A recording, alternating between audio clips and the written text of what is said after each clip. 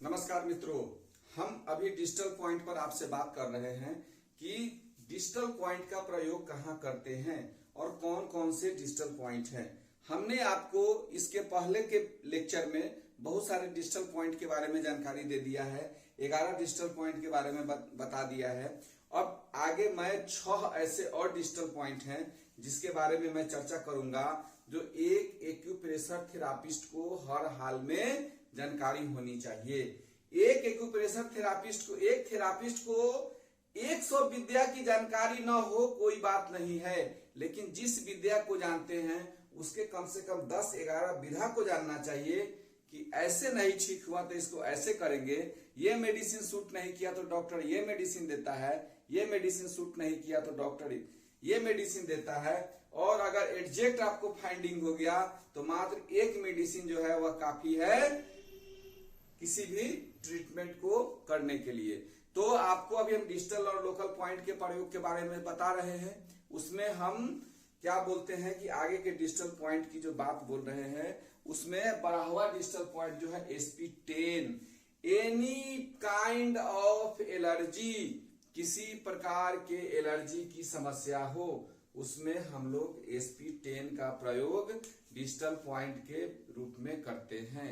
Allergy के प्रयोग में हम लोग लिवर 3 को भी लेते हैं, लेकिन एलर्जी का अगर सबसे अधिक स्पेसिफिक कोई पॉइंट है तो वह SP10 है। इस चीज को याद करिएगा। Any kind of skin disorder, किसी प्रकार की स्किन की समस्या हो उसमें SP10 का प्रयोग करते ही करते हैं। अभी एक आध दो स्टूडेंट होगा, अभी चट से उसके दिमाग में आया होगा कि सर खाली SP10 के प्रयोग से हो जाएगा। तो SP10 के प्रयोग जैसे ही आप करेंगे आपको एक रास्ता मिल जाएगा आगे बढ़ने का। उसके साथ साथ जब बहुत सारे लोकल पॉइंट्स का प्रयोग करेंगे कि आखिर स्किन डिसऑर्डर हुआ क्यों है, एलर्जी हमको हुआ क्यों है, जब उसके ट्रीटमेंट को साथ में जोड़ेंगे तो आपको निश्चित आपके ट्रीटमेंट में 4 चांद लगना शुरू हो जाएगा। सोराइसिस, एक्जिमा, किसी प्रकार का स्किन डिसऑर्डर हो उसमें आप SP10 का प्रयोग कर सकते हैं। बहुत अच्छा बिंदु है, बहुत अच्छा डिजिटल पॉइंट है। सबसे पहले SP10, बाद बाकी आप ट्रीटमेंट के हिसाब से बहुत चीज बताने वाले हैं, बहुत चीज आप जानते हैं, उसका प्रयोग आप कर सकते हैं। इसके बाद 13वां डिजिटल पॉइंट जो है वह डिजिटल पॉइंट आपका H5 है। 13वां नहीं, मैंने हम वर्गीकृत करके बता रहे हैं कि उसके बाद एक और ये डिजिटल पॉइंट है, उसका नाम है H5।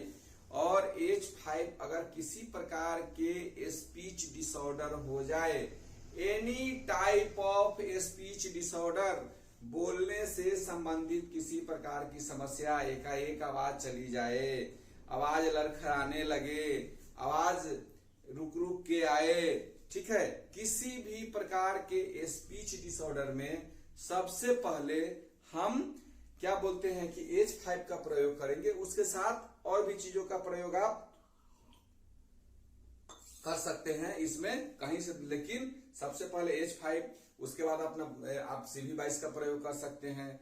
आप हार्ट के किसी और बिंदु को छेड़ सकते हैं, स्मॉल इंटेस्टाइन को बिंदु को छेड़ सकते हैं। लेकिन अगर किसी का कोई भी स्पीच डिसऑर्डर आए, H5 को हमेशा याद करना है। इसको रट्टा मार लीजिए, जो कीजिए सारे डिजिटल पॉइंट रट्टा मारने की चीजें है, मार के रखिए।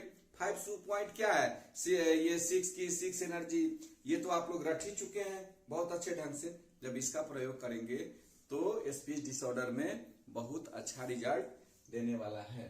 उसके बाद है एक और डिजिटल पॉइंट है SI3। सर्वाइकल से संबंधित कोई समस्या हो तो हम उसमें SI3 को लेते हैं। SI3 जो है हमारे विंड का बिंदु है, स्मॉल इंटेस्टाइन का। उसके बाद स्मॉल इंटेस्टाइन जो है यहां से चलती है और चल के आके कान के यहाँ जड़ तक SI अनज तक जाती है और वो वात का बिंदु है। और चूंकि हमारा स्मॉल इंटेस्टाइन यांग हीट है और यांग हीट को एक्सेस करने में विंड का बहुत ज्यादा महत्व होता है, हम क्या करते हैं कि उस तरह की समस्या में हम SI3 का प्रयोग करते हैं सर्वाइकल की कोई समस्या हो जाए उसमें SI3 का प्रयोग करना है। डिफनेस हो, गूंगापन हो, बहरापन हो, इन सभी बिंदुओं में SI3 बहुत ही प्रभावी बिंदु है। या आपको बार बार भय लगता हो, टाइडल फीवर हो, उस स्थिति में आप स्पेसिफिक बिंदु हमेशा याद रखेंगे SI3 को पकड़िए। उसके बाद लोकल पॉइंट्स में जाके क्या करना है साथ में कीजिए, बहुत अच्छा रिजल्ट आपको आना शुरू हो जाएगा। उसके बाद है SI6 भी जो है हमारा बहुत ही महत्वपूर्ण बिंदु है। यह बिंदु जो है हमारे डिस्टल पॉइंट में क्या बोलते हैं, SI6 का जो प्रयोग जो होता है वह जो होता है क्या बोलते हैं, SI6 का जब हम प्रयोग करते हैं तो उसमें सर्वाइकल की समस्या में तो हम इसको लेते ही हैं SI6 को। इसके अलावा सर्वाइकल के समस्या के साथ साथ हम लोग क्या बोलते हैं इसको, पेन